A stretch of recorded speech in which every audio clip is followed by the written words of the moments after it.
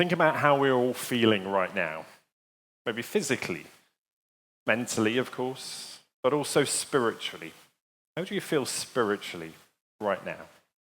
Do we give enough thought to our spiritual selves? Or do we neglect that with our hectic lives and a turbulent world in which we live? And I want to focus a little now on wellness in all of its forms.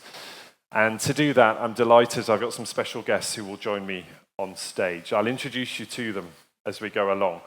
But as Manoj says, please, will you put your hands together and welcome, first of all, Faisal Kottikollon, who is the founder of Tulah. It's wonderful to have you here. And before we talk, I think it's probably worth us playing a little video to explain a little bit about what Tulah is, how it works, and then we'll talk about your vision for it in just a second. So if we can play the video, please. Everyone has a journey, and it has to begin somewhere. As we unveil your story with precision, we allow you to rest as ancient wisdom guides you. Imagine a place where we live in harmony with nature, without any change. Every raindrop collects and flows through the veins of the architecture. And as the sun appears, it fuels our entire existence. So our journey continues as we introduce our holistic ecosystem that builds the true meaning of clinical wellness. This way, Tulah becomes more than a destination. It becomes a lifestyle.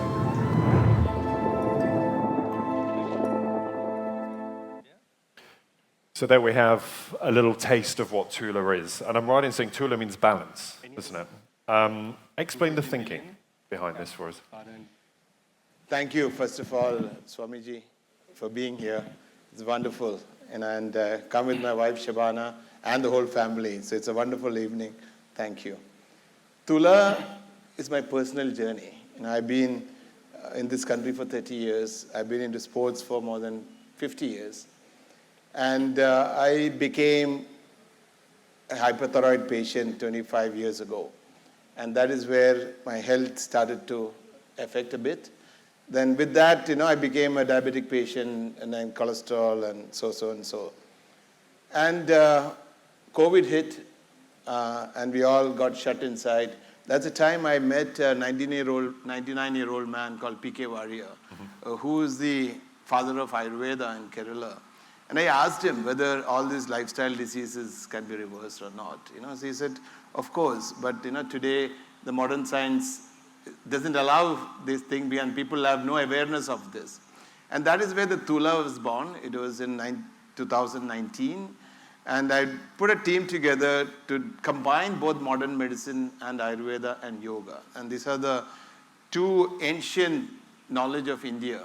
And I believe, like this temple of harmony, we need to combine the forces, combines the knowledge, and Tulah means it's balance. And today's world, as Manoj spoke, we are in an era of conflicts. And I thought it'll be a great story from India to the world. How do we bring in the modern science and Ayurveda and yoga together to heal diseases?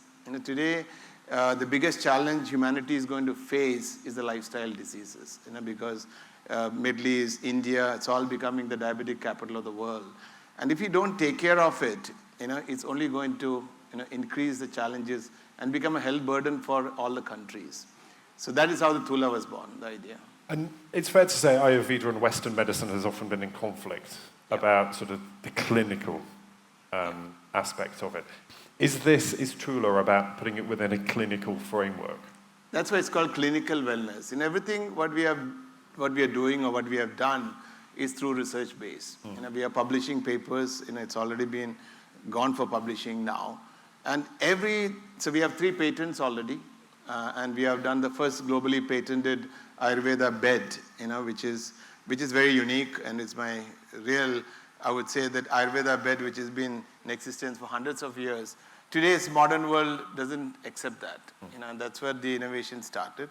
And second is we have a Tulah Life Index. We give you a score for an individual who coming to Tulah, And within 24 hours, where do you stand in your health? And then we have a protocol to reverse these diseases. So all what we are doing is with clinical evidences, like the way modern medicine is doing now. And that is where Ayurveda, India is really promoting Ayush, to the world. And I was with the ministry and we said, we need to start publishing papers, and we need to combine the knowledge together, which has been in existence for more than 4,000 years. Yep. So it's not true that Ayurveda is not research-based. Only thing is, Ayurveda was a service for thousands of years. So they never, look for money. And they said, how do we heal people? Mm-hmm. And this is what we are trying to bring it now, the existing knowledge to come together like a modern science. Do you think we're getting better as a population at balancing body, mind, spirit in one package, or do we still treat them as individual disciplines? So modern medicine treats a human being as organs. Yeah. Correct? You have a cardiologist looking after your heart, your orthopedic looking at your bones, and we are not organs. So we are a combination of body, mind, and spirit. And this is what actually, I always say it's India's gift to the world, and that's where the Tulah started. And I think we need to start looking at human being as a whole, and we can find solutions, and that is the difference. Stay with us. I'm going to ask you to shuffle down one, and I'm going to introduce a man who needs very little introduction to join the conversation as well, Suhel Seth, who's the managing partner of Counselage India. Suhel, if you want to come up here as well, I might ask you just to shuffle down one seat as we'll make space. Thank you. And Suhel, as he makes his way up here. Because there's so many different things we can discuss here, and it's about bringing all of this together in one form, isn't it?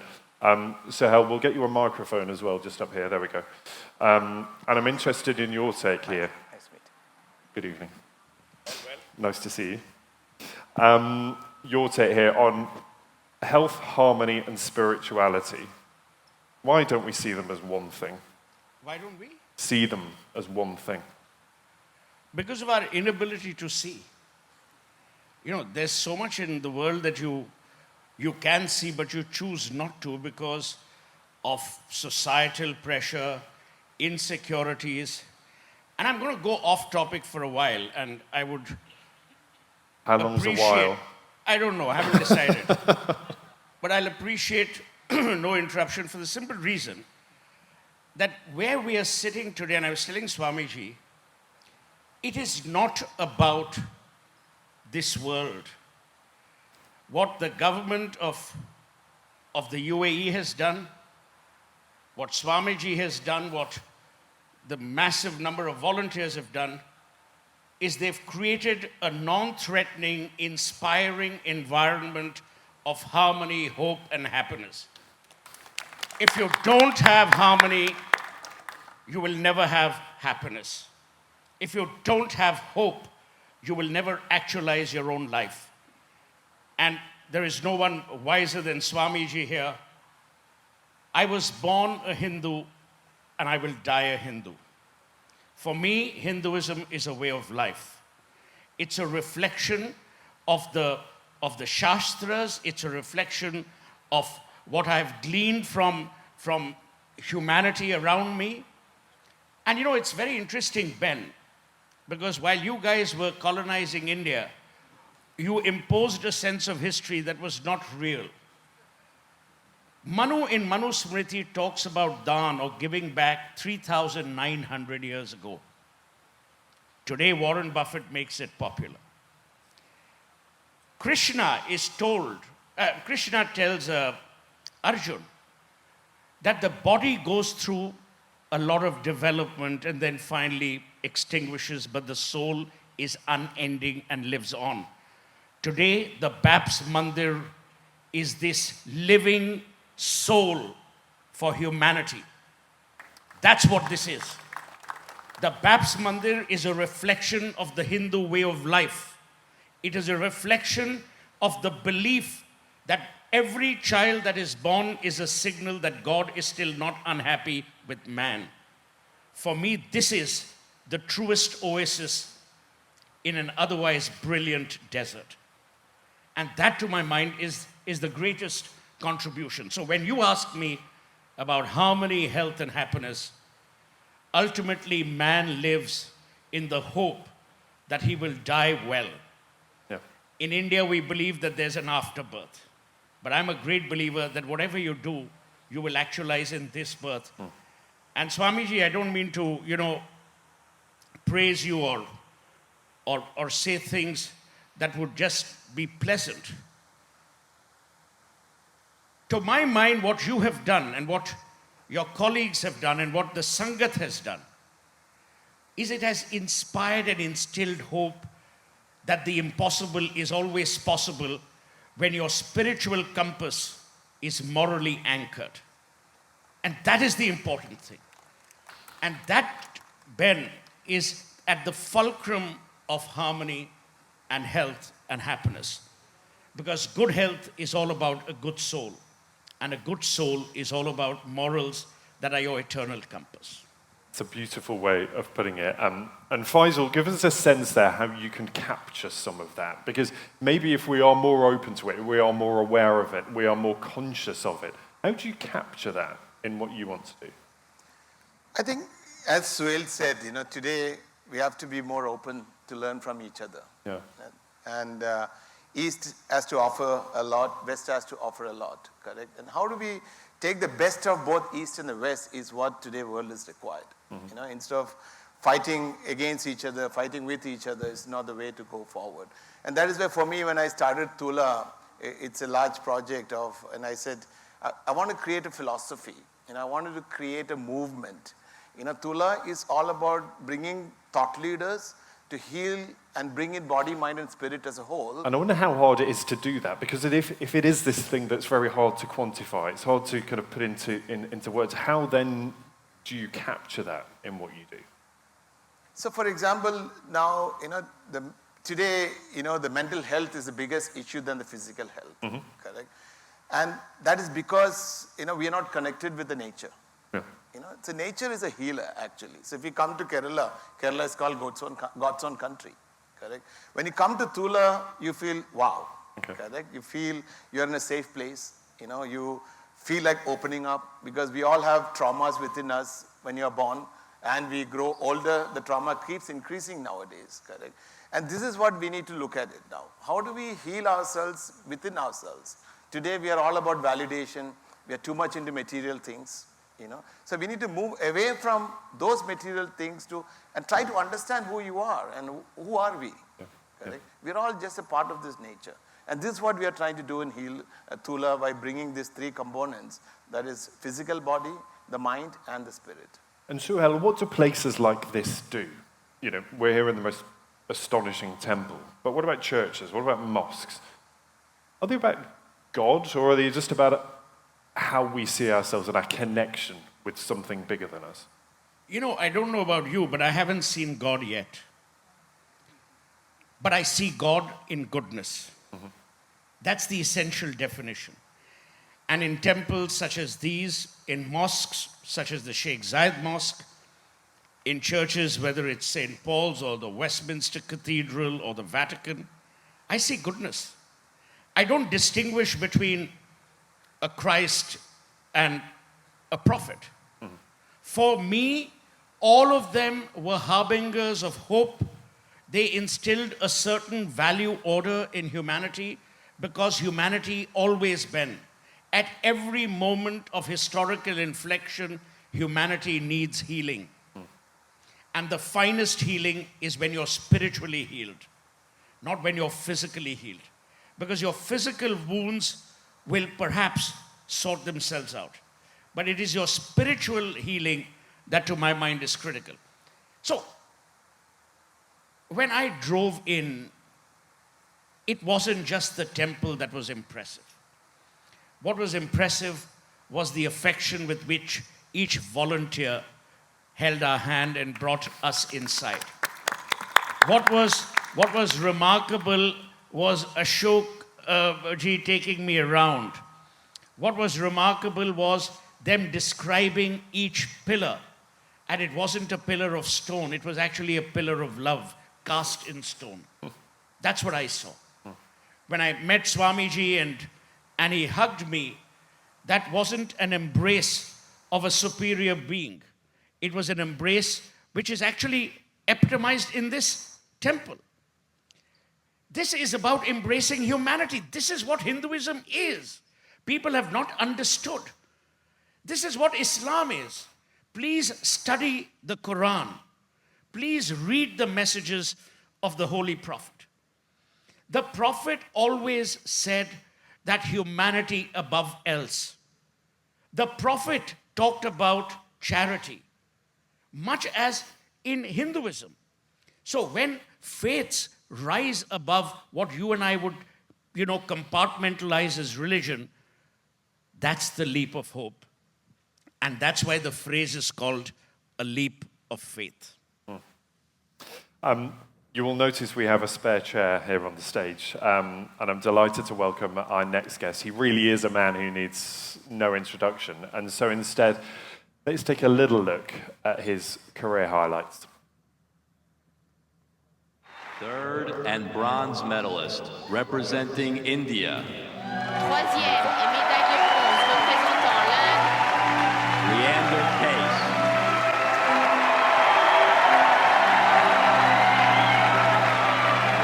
The essence of life is to do something that's greater than yourself, and that is playing for your country. I think that when you play for 1.2 plus billion people, it's a great sense of responsibility. My dream has always been to put India on the map. You always try to welcome me in the smile in the locker room, always give me great advices, and it was just such an honor to always be surrounded by you. When he played up, it's like a ninja playing, it's two person at the net. He's here and then he's there, and then I don't know who is who. He was probably the fastest tennis player at the net by far. He was so much fun to play against, and I thought I would much rather play with him than against him. Simply brilliant. He anticipates so well. One of the best bowlers in the world. So fast, so accurate. He reads the game well. He's great for the crowd. He has great energy. Court awareness, it's unbelievable. Oh, goodness me! There's no words for Leander. I mean, he's almost like my brother, That's phenomenal. That is entertainment. Oh, what an extraordinary exchange. Hardly ever have you seen a rally like this.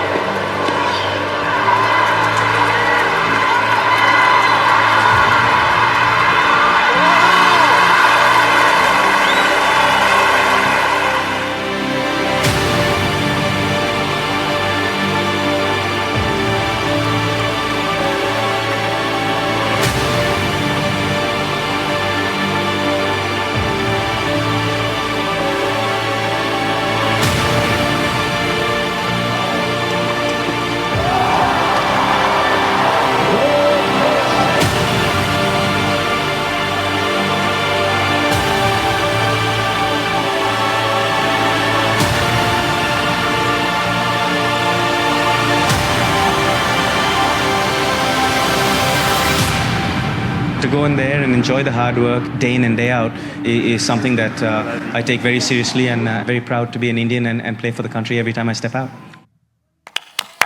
Please welcome Leander Paes. You cannot watch that without smiling. Welcome. It's so good to have you here. Please have a seat.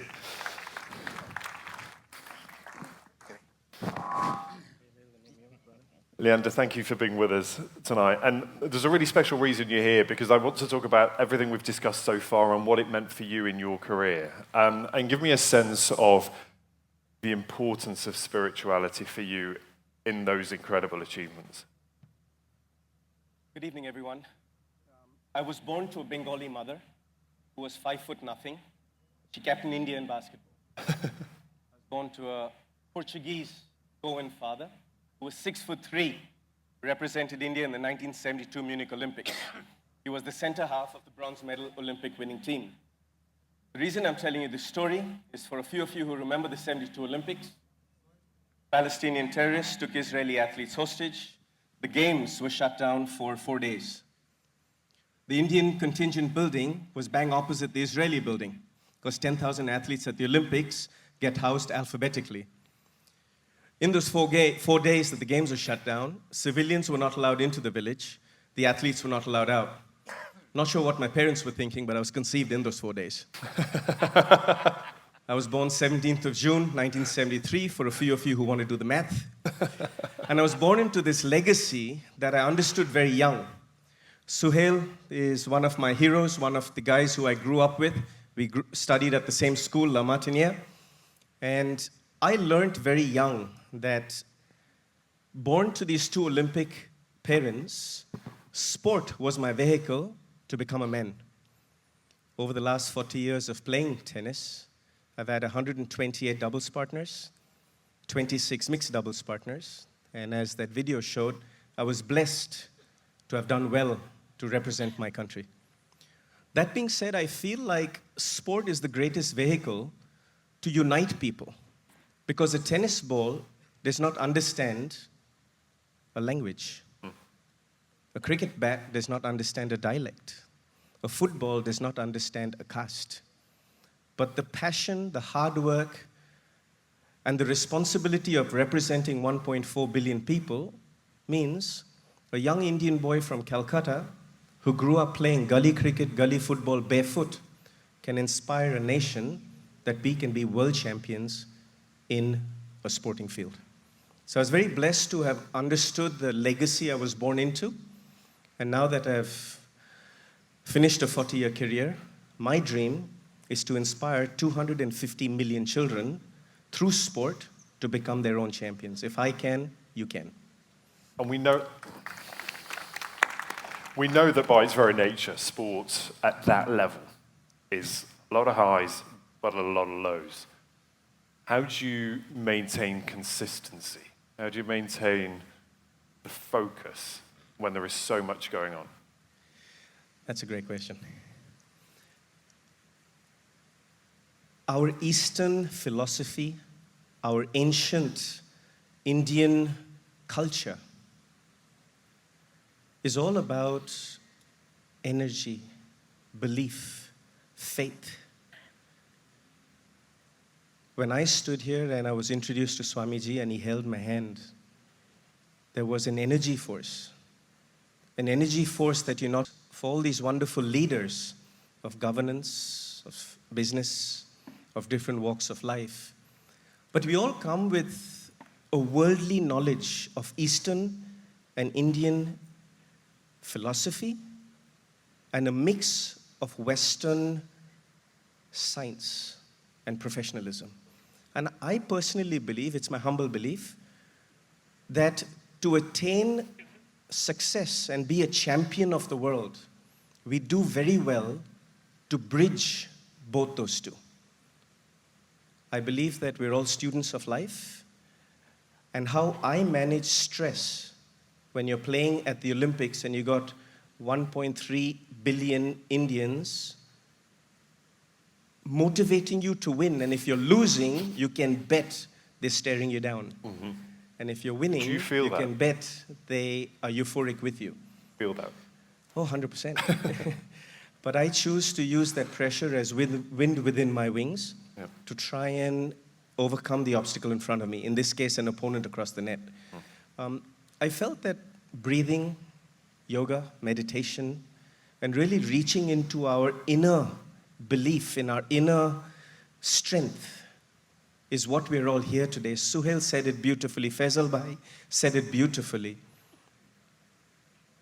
It's a mix of religion, culture, spirituality, and the real essence is harmony. Success in any field is about finding the inner harmony within your mind, your body, and your soul.